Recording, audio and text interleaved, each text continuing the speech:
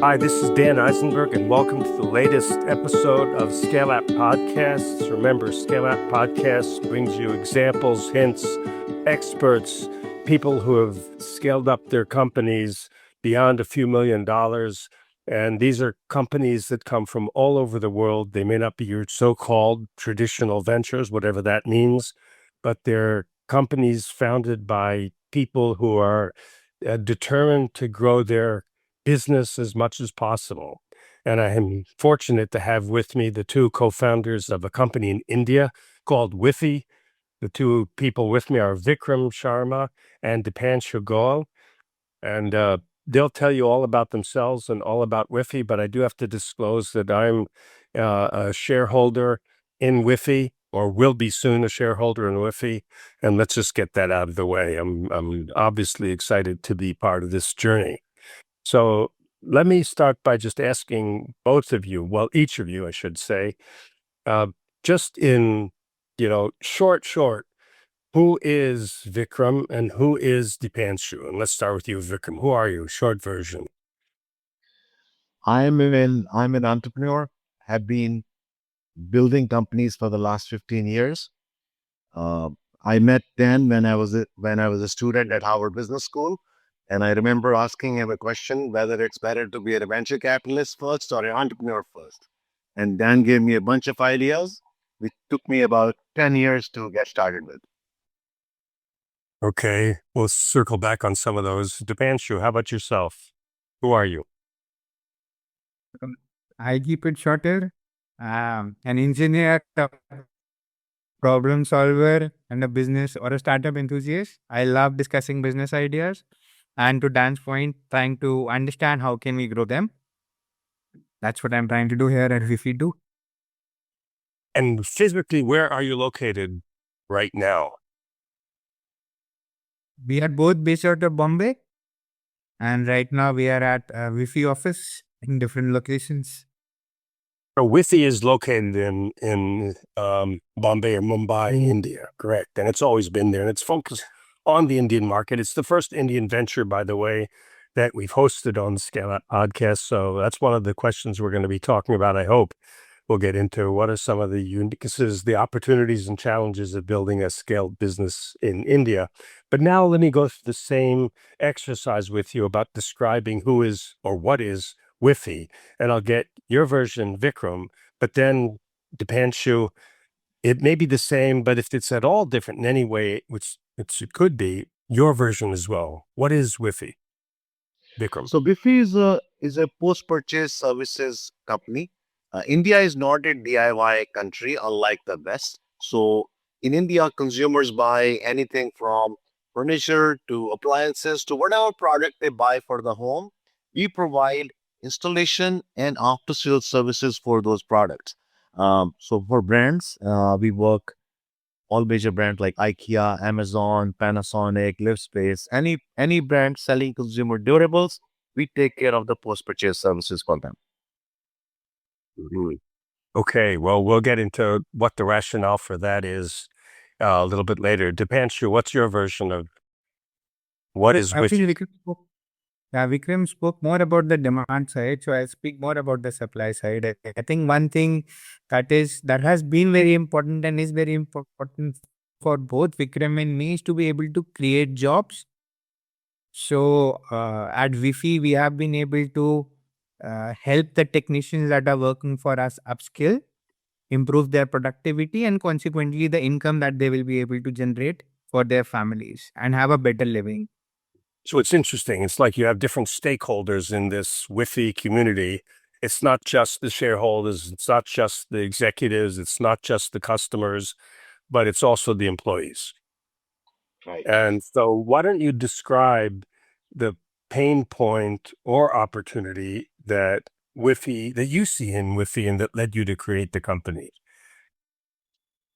Go ahead, Vikram. Sure.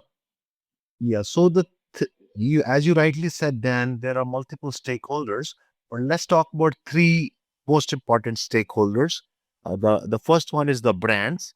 The second is the end consumers, and the third is the technicians, the employees or the workers who are working on our platform or in the company. All three have different pain points. The brand's pain point is they cannot sell a product if they cannot provide after sales service or installation in the country, because India, unlike the West, is not a DIY country. Like somebody will not buy a cabinet and come home and fix it themselves. They want somebody to do the installation. So that's But the brand's brands, pain Vikram, point. we're also talking about well-known brands. Can you give us just an example? Right? It could be a brand or a retailer, like IKEA could be an example of a brand, and Amazon would be an example of a retailer who could be selling any consumer durable product which requires some installation at home. So those are the common issues for the brand and the consumer, which is providing service. And then the third set of stakeholders, which is the employees or the technicians or the workers working on the platform, their pain point is they often do not have the skills to provide this service. They are traditional carpenters, for example, who do not understand an IKEA product.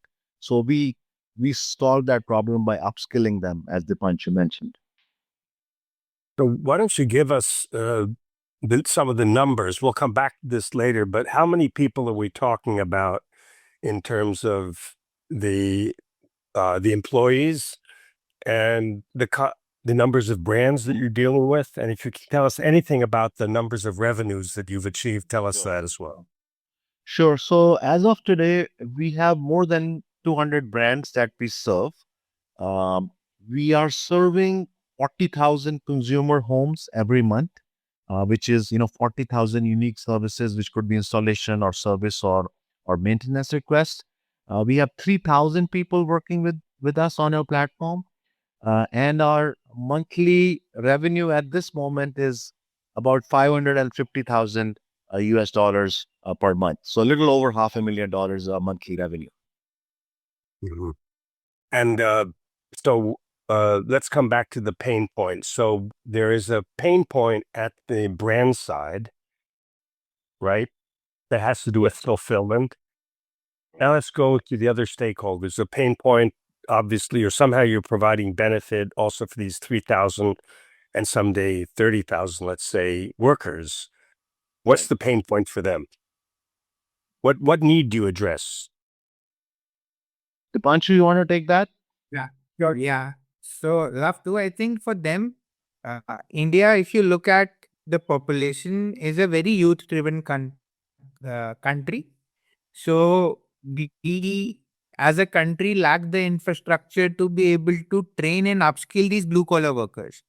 If you compare this to, let's say, US or the Western world, you will have proper college courses for these technicians, let's say, an electrician, a plumber, or a carpenter, who can get skilled and certified, and then they are able to earn much more.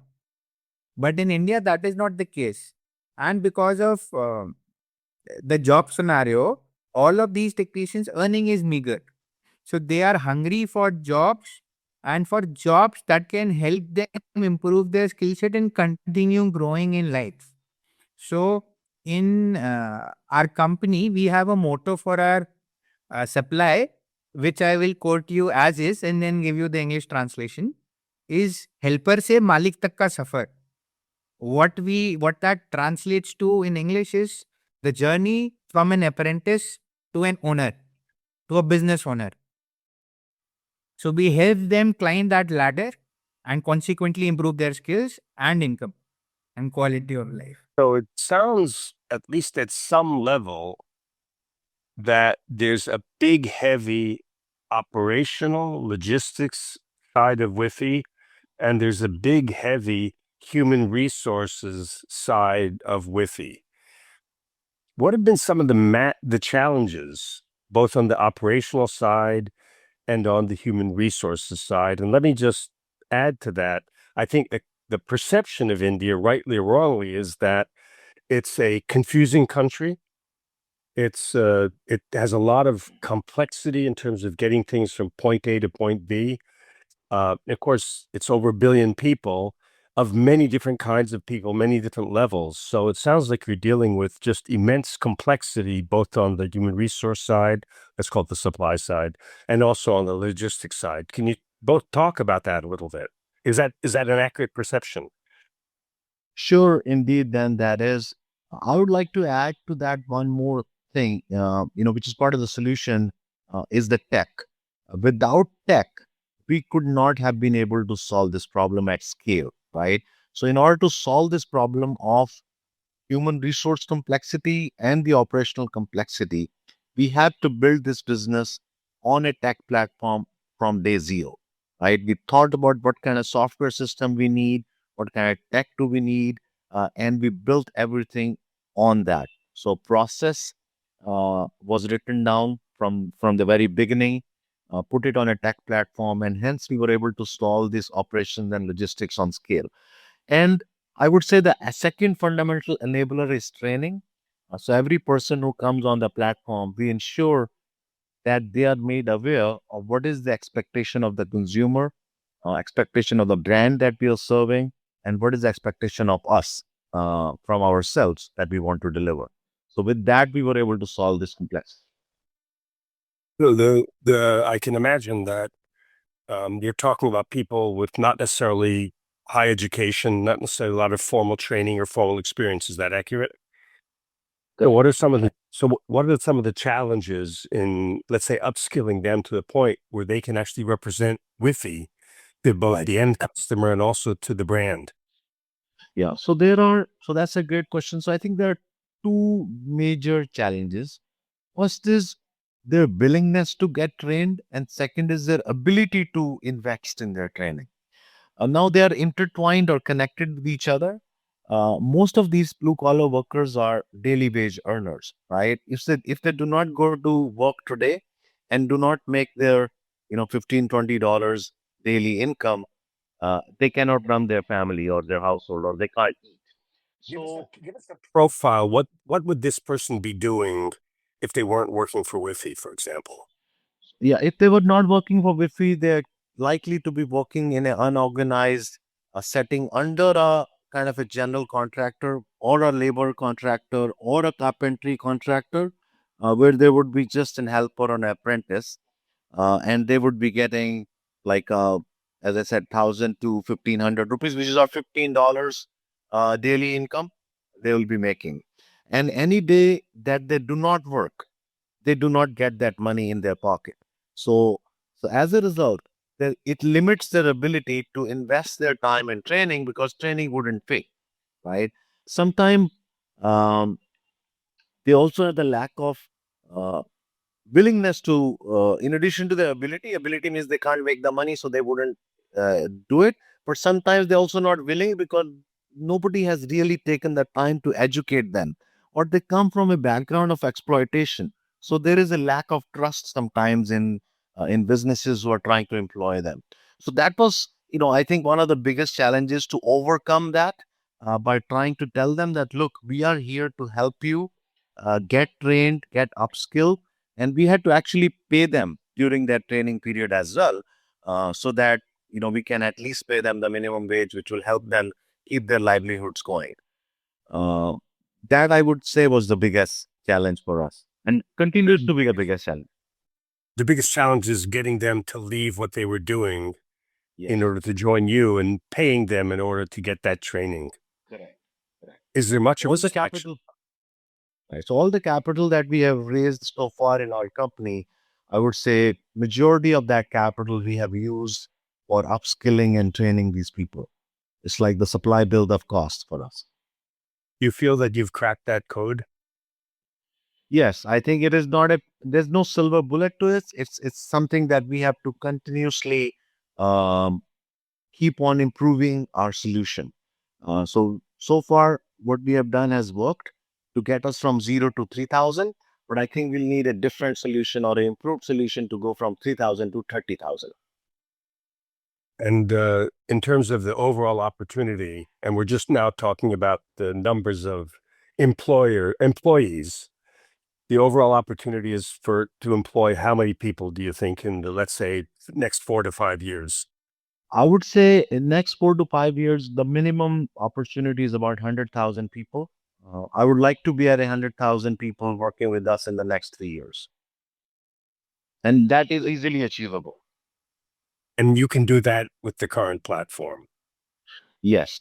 So let's, Well, of course, we need to raise some funds. We need to raise some more capital. But with the current platform, we can easily achieve that. Well, let's talk about raising capital, but not specifically necessarily just raising capital, but let's talk about the environment or the ecosystem in India for building this kind of venture. Is it, as I sit back and listen to both of you, I say, yeah, this is a no-brainer. There must be 10 people, very talented people out there doing exactly the same thing because it just makes so much sense. This is beneficial for everybody, isn't it? So what am I missing? Yeah, so Dan, that's a great question. So I would say one factor is a lot of the investment community in India, venture capital funds, they are in a big way influenced by the Western venture capitalists, which is that they believe if a business is only tech, that's where they would like to invest their dollars in. There's a little bit of, I would say, hesitation in the investment community to invest or participate in operations heavy or people heavy businesses. So that is some resistance that we have been, facing in specifically to fundraise in the ecosystem. Dipanshu, feel free to chime in anytime as well, but let me just expand that question a little bit more about the ecosystem in India in general to get not just financial, but also financial resources to grow your business. You need mentors, you need know-how, you need to access to supplies, access to customers, and so on. Uh, Describe to us who don't know anything about that ecosystem, what is it like? In particular, how do you think it's different from, let's say, the United States? Yeah, it's a very different. Some points we kind of already covered, but in US, if I go to IKEA, I bring furniture to my home, I assemble it myself, right? In India, even if we can do that skill set, we would not do it. India is, as Vikram and I coined it, DIM. Is a do it for me country. We were and we will always be a DIM country.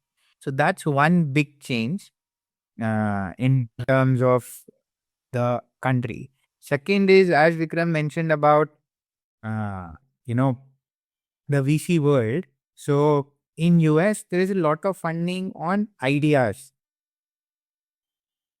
right? In India, there's lack of funding just on ideas. So I think that's one big change. You can get a $10 million check based on a drawing that you have on a paper napkin, but in India, that's not going to happen.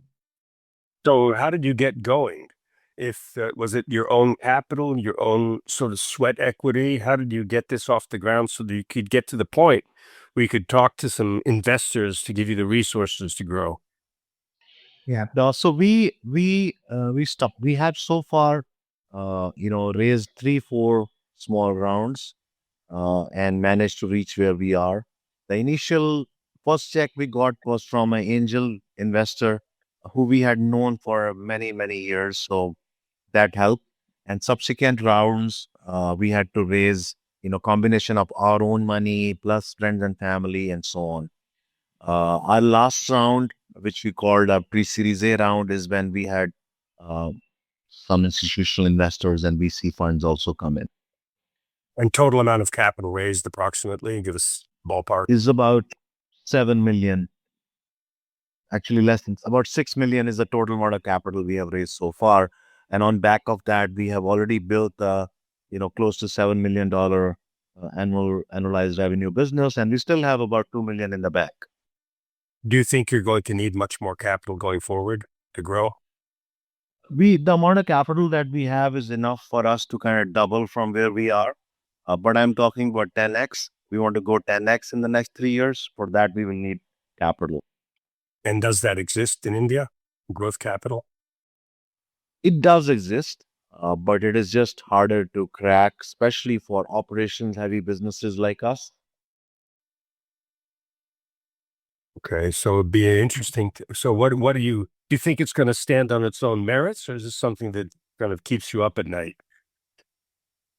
In other words, when I say stand on its own merits, I mean, you've got really great numbers, and you'd think that people would look at the numbers and say, yeah, these guys seem to know what they're doing. They built a business. They've done the hard work of getting 200 brands and 3,000 workers and a tech platform built out and presence in the marketplace. So a lot of it has been de-risked. You'd think that people would be lining up to put money but it doesn't sound like that's the case. So what are you doing No. in order to make that case for the relatively scarce growth capital that's out there? Yes, I think we have reached that inflection point now. As you rightly said, we have kind of got to the numbers which tell the story in itself. We just need to improve or kind of come up with the right pitch to raise the next 10 or $15 million to grow 10x. So that's where I think guidance from mentors like you would help in building that pitch. So let me ask you this, that you need to grow a business, let's say 10x, you need, on the supply side, you need the people. Let's say in your case, it's people. You need, of course, the platform that you have. You need the customers that you have, but you also need the organization. And that means not just you and Dipanshu running the company. That means a management team of people who are really experienced at building a business, can work together, maybe know each other, at least share the same values. And there has to be a supply of those kinds of, let's call them executives now, for lack of a better word. Uh, how does that playing out, and how will that play out in the future? Your ability to tap into an executive labor pool. Labor pool is probably, Right. doesn't sound like a great word, but here we're talking about. Right. I think we are in a great position from that perspective. We have a really good line management team, like category managers and business managers. Uh, we have a really good team already who is, I think, capable enough to take us to the next level, like 10x. I really want the other with, how do you bring them in? So we have been hiring them over time, giving them an idea about the opportunity that we present. Some of them come from startups, some of them even come from established companies, but we have been able to attract some good talent to line management. Some corporate functions is where we will need to uh, get some new talent, like HR, finance, and so on. Because that's something which me and Dipanshu have been running so far ourselves. And just to add to it, I think I'll give you a different perspective of it. So for me, when we are looking at line managers, something I realized fairly early is to understand something I called as employee happiness quotient. If that quotient is high, that value is high, the employee will stay no matter what. If that value is low, there will be attrition. So I and Vikram both work very heavily to understand what is that they need. A lot of people need autonomy. So we have created something as we call as a CEO culture. So the category manager is CEO of that business.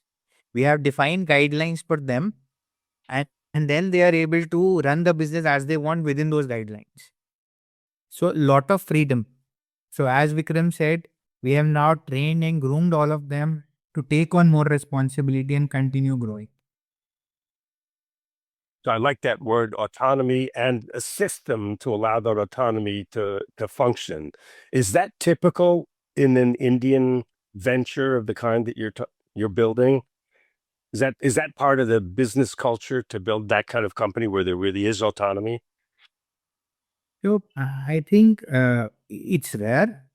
I will not say that it doesn't exist, but I'll say it's rare. It's normally a single or a couple of people driving everything down and others following instructions. However, I think we want to scale differently. We understand it's a people business, so we need good people to be able to run. So we are trying to build that will help us scale. Vikram, I see you nodding your head. Yes, indeed. What the puncher is saying is absolutely right. We uh, we see rarity of that happening elsewhere. So that's why we are able to attract these people to come work with us, um, because we provide that autonomy and that atmosphere for them to grow. So I haven't been to India for a long time, but I did a few study tours in India maybe 15 years ago. And one of the comments that people made then was that let's say the middle class was oriented to the professions. And so your dream job was to go into some profession or other and have a stable job. And it was considered to be a little strange. Your parents would discourage you, your wife or husband would discourage you from going into a job in a risky startup. Do you think that's changed somewhat? Yes, it is changing. I would say 15 years ago it was more challenging, or there was more resistance from families to let children go to, or their kids or young ones, young graduates go to startups. But today that has changed, and I think a lot of it has happened because there are many success stories of companies which have grown up to become unicorns, and people who have become, generated also wealth by working in startups. So it's changing slowly. So India is huge, right? It's a world in and of itself, let's say. It's a huge economy. It's vibrant and has incredible amounts of diversity within the country in language and culture and food and almost everything else that you can imagine. Do you think that the Wi-Fi business is an India business that will build the value in the Indian market? And by the way, I'm sure that it's, for all intents and purposes, huge, if not unlimited, for what you're doing. Or do you see the possibility or a possibility of applying this model to other markets? Because it does address a specific pain point in the Indian, let's say, business logistics. Right. No, absolutely, Dan. I would say that it has a global possibility, because our solution, our businesses is consist of, one is the operational solution, other is a tech solution. The operational solution is applicable to every other India-like country, which is not a DIY. In fact, only the Western world is DIY. Rest of the world, all of Asia, Middle East, Africa is not DIY. So our solution operation, like the entire solution of ours, is applicable to the rest of the non-Western world or the global South. Whereas the tech is applicable globally. The software that we have can easily be utilized in the Western markets or the North American regions also. Okay, so let's go back to the beginning in a way. I'm sorry, Dipanshu, did you want to? Yeah, I was just trying to make a point. So let's take an example of US only, right? So let's say we can have the software side of it can have people skilled and certified for certain kind of roles, correct? And the demand side is obviously, consumers coming for product that they are procured from the brand. Now they will be able to source which kind of technician do they want, and that technician has been certified for one particular job. So let's say someone who is skilled enough for, let's say, installing an IKEA kitchen, but someone might only be skilled enough to install a IKEA side table. So the cost of hiring someone who just skilled to install a side table will be lesser than cost of hiring someone who is skilled enough to install a kitchen. So that parity, that tech will has a global use case where Right. people who are also semi-skilled can come and join the platform. Sounds to me like you're leaders in a market. I'm sure you'll see competitors if you don't see them already. I'm sure maybe there are some, but it sounds like you're leaders. And if you move fast, stay paranoid a little bit and about the competition and keep getting access to resources, I think it's going to be a major success. But we didn't talk about exit possibilities. I wonder if you could comment briefly, and I may use this segment. I wonder if you could comment briefly about exit possibilities. Do you see that in India, outside of India, acquisition, listing? And I'm not asking as a shareholder who's not patient. Right. Just ask as what your overall vision would be. Sure. So today, Dan, what's happened is the listing possibility has become easier and more real in India. Even for smaller companies, we are seeing companies with even 20 to 30 million dollar revenues also getting listed. So the listing market in India for small and medium companies has become strong. So that is definitely a possibility. and we are actually not too far away from EBITDA positive. The moment we reach that, we can have listing. Second, there's a lot of opportunity of getting acquired also, because a lot of business houses want to have a foot in the home. So home advisory or home improvement, home maintenance is a very big segment. Got it. Okay. I'm sure that's a question that investors ask you, Right. at least certain the foreign ones anyway, like asking Right. this. By the way, do you see foreign investors showing interest? See the when you ask about competition, so right now we are the leaders in B2B space. There is a very large competitor on the B2C space who are at least 10x or 20x larger than us. That's a company called Urban Company. You see, it's popularly known as. They have raised about $250 million already, and most of their large investors are foreign investors. So we see there's a large possibility for us to attract both foreign and local investors.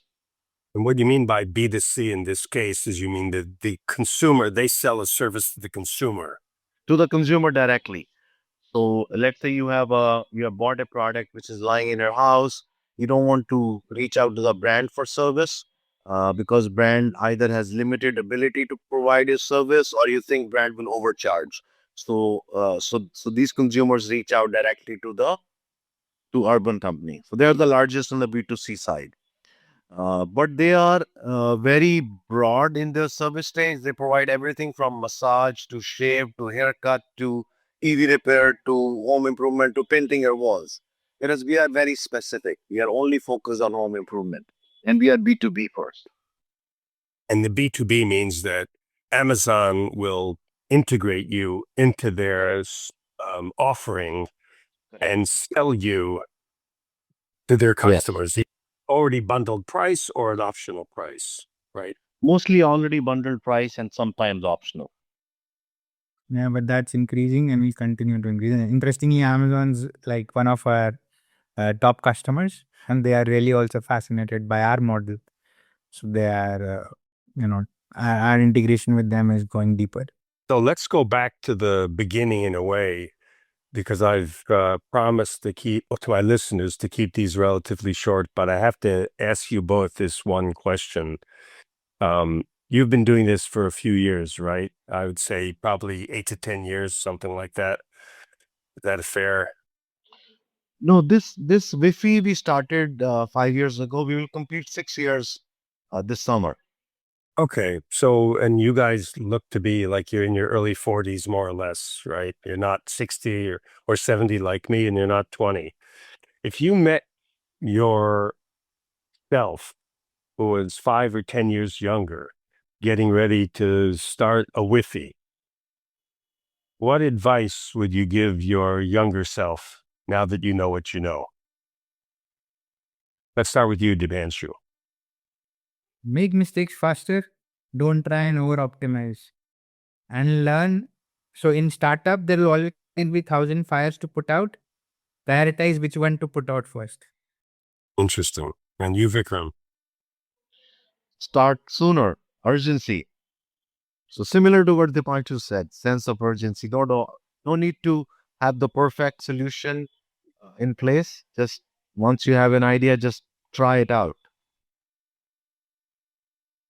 Okay, that's great. Well, thank you all very much. This is the end of our current Scale Up podcast episode. I've had a half an hour of very interesting conversation here with Dipanshu Goel and Vikram Sharma, the two co-founders and the two leaders of this, what I see as a really fascinating venture, Wi-Fi, that one of the reasons that I brought it to you, my listeners, is that it's a little different from the kinds of ventures that I think we'd encounter in the United States and in Western Europe. Maybe, maybe not, but it does have a particular, at this stage anyway, a particular Indian flavor to it. And so with that, I'll sign off. Feel free to download this podcast and take a look at other podcasts that you think might be relevant to you. We have some really, really fascinating companies already that we've talked to and have a lot more on the docket. So again, Dipanshu and Vikram, thank you very much. I wish you all the very, very best success.